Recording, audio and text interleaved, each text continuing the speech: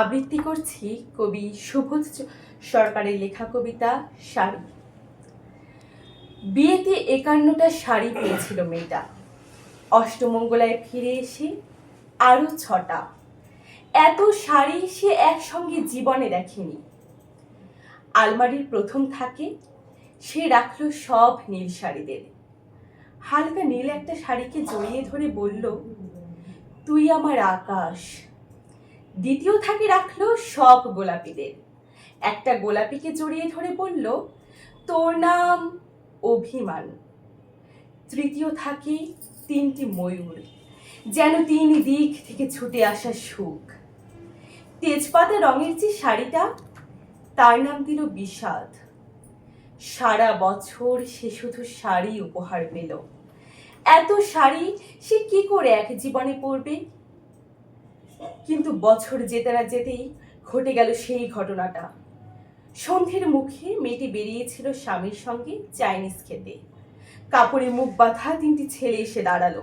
স্বামীর তলপেটে ঠুকে গেল 12 ইঞ্চি, ওপর থেকে নিচে, নিচ থেকে ডান দিকে, যাকে বলে এল। পড়ে রইল খাবার। চিলি ফিশ থেকে তখনও ধোয়া উঠছিল। এর নাম রাজনীতি, বলেছিল পাড়ার লোকেরা। বিয়েতে 51টা শাড়ি পেয়েছিল মেয়েটা, অষ্টমঙ্গলায় ফিরে এসে আরো 6টা।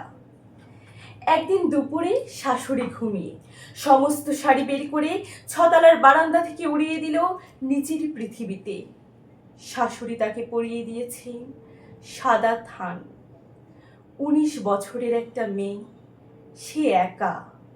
কিন্তু সেই থানও এক ঝটকায় খুলে নিল 3 জন পাড়ার মোড়ে। একটি সদ্য নগ্ন বিধবা মেয়ে দৌড়াচ্ছে আর চিৎকার করছে, বাঁচাও। পেছনে 3 জন, সে কি উল্লাস! নির্বাক পাড়ার লোকেরা। বিয়েতে 51টা শাড়ি উপহার পেয়েছিল মেয়েটা, অষ্টমঙ্গলায় ফিরে এসে আরো 6টা। ধন্যবাদ। ধন্যবাদ ম্যাডামকে। সুন্দর হয়েছে।